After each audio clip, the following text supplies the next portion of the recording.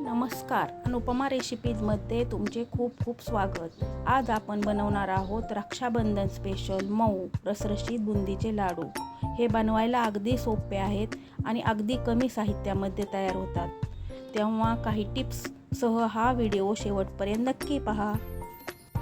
चला तर आता रेसिपीला सुरुवात करूया। बुंदी तयार करण्यासाठी इथं मी 4 वाटी बारीक बेसन घेतलेलं आहे। ज्या वाटीने तुम्ही बेसन घेतलेलं आहे त्याच वाटीने 2.25 वाटी साखर इथे मी घेतलेली आहे। 2.5 वाटी पाणी घेतलेले आहे। 2 ते 3 चमचे तूप घेतलेलं आहे। अर्ध्या लिंबाचा रस आणि अर्धा चमचा वेलची पावडर।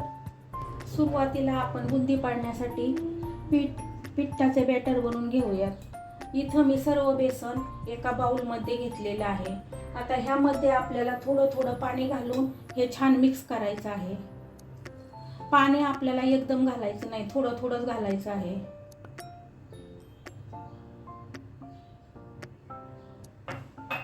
आता हे आपल्याला छान मिक्स करायचं आहे। असं मिक्स केल्यानंतर काय होतं, तर ह्यामध्ये जे गुठळ्या असतात त्या गुठळ्या आपल्याला मोडायच्या आहेत।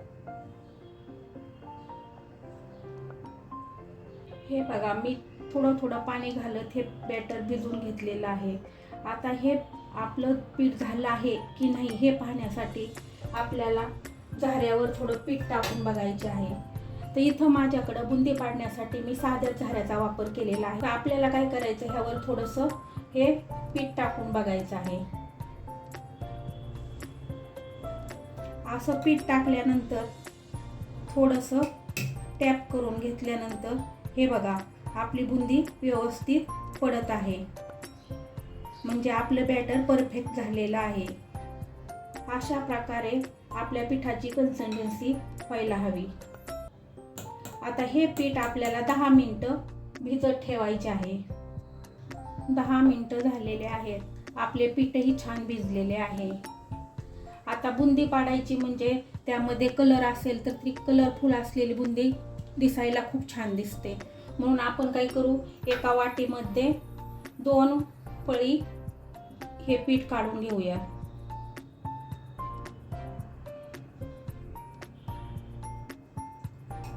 आणि दुसऱ्या एका वाटीमध्ये आणखीन 2 पळ्या पीठ काढून घेऊया।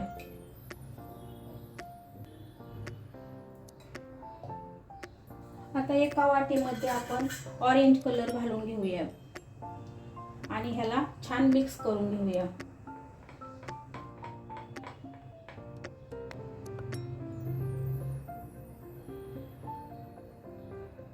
आणि दुसऱ्या वाटीमध्ये आपण हिरवा कलर घालून घेऊया आणि ह्यालाही आपल्याला छान मिक्स करून घ्यायचे आहे।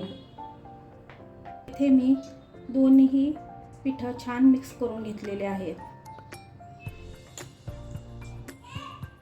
आता आपण बुंदी पाडून घेऊया। आता इथे मी तेल गरम करायला ठेवले आहे। आता तेल आपल्याला एकदम कडकडीत गरम करायचे आहे, कारण तेल जर गरम नसेल तर आपली बुंदी गोल होत नाही।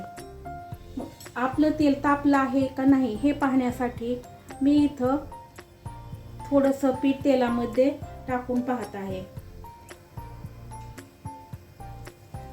हे बघा, तेल तळाला जाऊन वरती येऊन तरंगलं की समजायचं आपलं तेल परफेक्ट झालेलं आहे।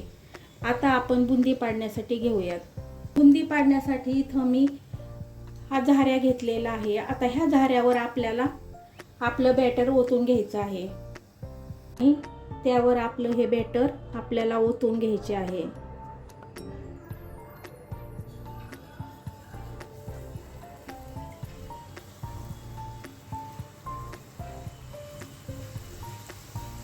ओतून घेतल्यानंतर हे बघा, आपली एकदम गोल गरगरीत अशी बुंदी या तेलामध्ये पडत आहे।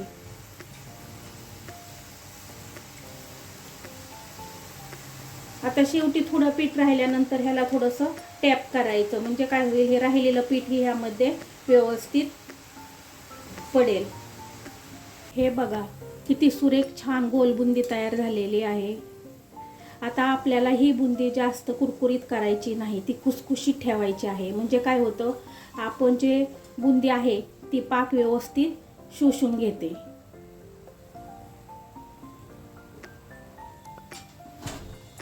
आता अशाच पद्धतीने आपल्याला आपली सर्व बुंदी बनवून घ्यायची आहे. पिवळ्या रंगाची बुंदी तयार झालेली आहे. आता आपण ऑरेंज रंगाची बुंदी बनवून घेऊयात.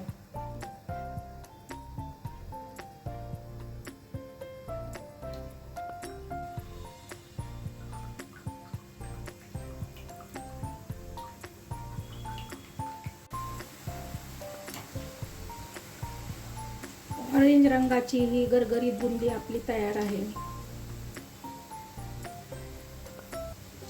आता आपण हिरव्या रंगाची बुंदी बनवून घेऊयात.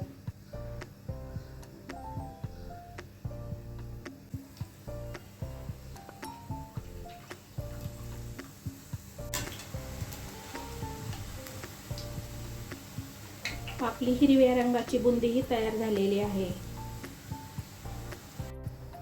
आता आपण पाक बनवून घेऊयात. पाक बनवण्यासाठी इथं एक कढई घेतलेली आहे. त्या कढईमध्ये मी साखर घालून घेत आहे. आता आपल्याला ह्यामध्ये पाणी घालायचं आहे.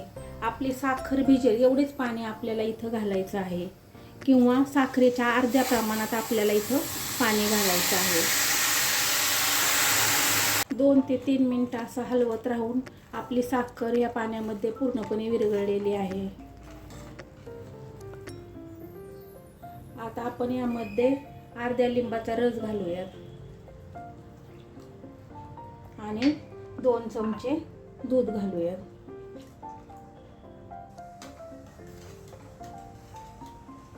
असं लिंबू आणि दूध घातल्यामुळं काय होतं तर ह्या साखरेमध्ये जी मळी असते ती मळी निघून जाते आणि आपला जो पाक आहे तो एकदम स्वच्छ होतो. त्याच्यामुळे पदार्थ आपला एकदम दिसायला छान होतो.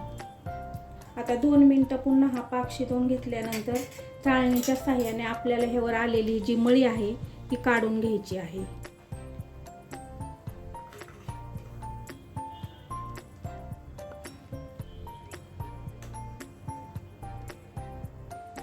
आता चाळणीने मी ह्यामधला सगळी मळी काढून घेतलेली आहे. त्यामुळे आपला पाक स्वच्छ झालेला आहे.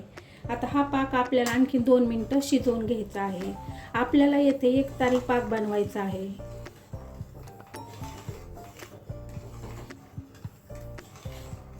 आता आपला पाक तयार झाला आहे की नाही हे बघण्यासाठी इथं मी उलथण्यावर थोडंसं पाक घेतलेला आहे. हा पाक आपण थोडासा थंड करून घेऊयात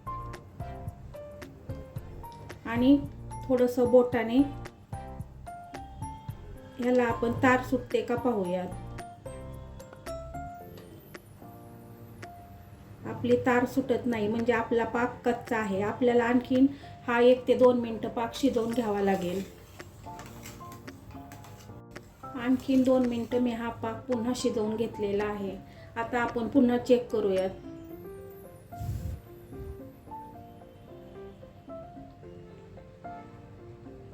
हे बघा आपली तार सुटत आहे. आपला पाक तयार झालेला आहे. आता आपण ह्यामध्ये वेलची पावडर घालून घेऊयात आणि बुंदी घालून घेऊयात.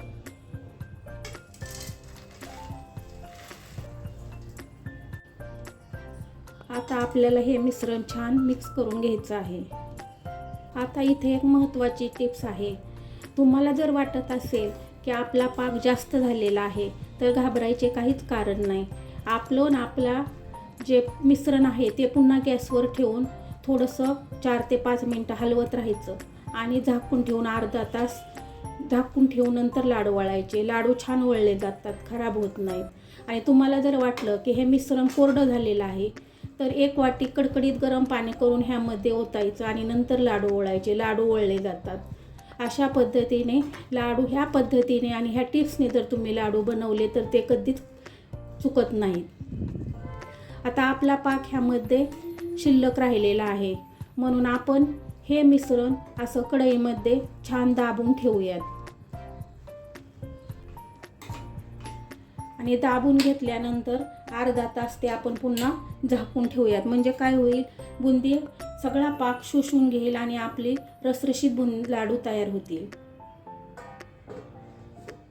अर्धा तास झालेला आहे. आपण आपले मिश्रण सेट झाले आहे की नाही हे पाहूया. हे बघा सर्व पाक मुरलेला आहे आणि आपले लाडू वळायला मिश्रण एकदम परफेक्ट झालेलं आहे. आता हे लाडू आपल्याला कोमट असतानाच वळायचे आहेत. इथं मी फ्लेवरसाठी 2 चमचे तूप घेत आहे आणि ह्या तुपामध्ये आपल्याला एक मोठा चमचा मगज बी घालून घ्यायचे आहे. आपण जरी लाडू तेलामध्ये वळले असले तरी पण ह्या तुपामुळे आपल्या लाडूला एक छान सुगंध येतो. आता हे थोडेसे असे तडतडले की आपल्याला हे मिश्रण आपल्या लाडूच्या मिश्रणामध्ये घालून घ्यायचे आहे.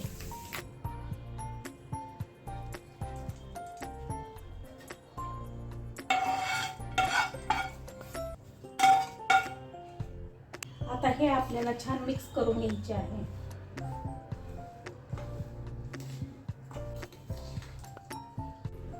छान मिक्स करून घेतल्यानंतर आता आपण ह्याचे लाडू वळून घेऊयात.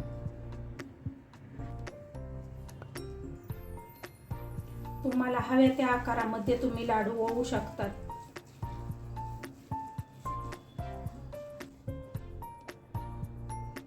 अशा प्रकारे गोल गरगरीत आणि कलरफुल असा आपला बुंदीचा लाडू तयार आहे.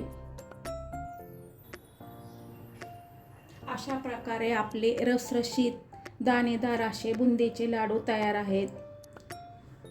त्यातील एक लाडू मी तुम्हाला तोडून दाखवत आहे.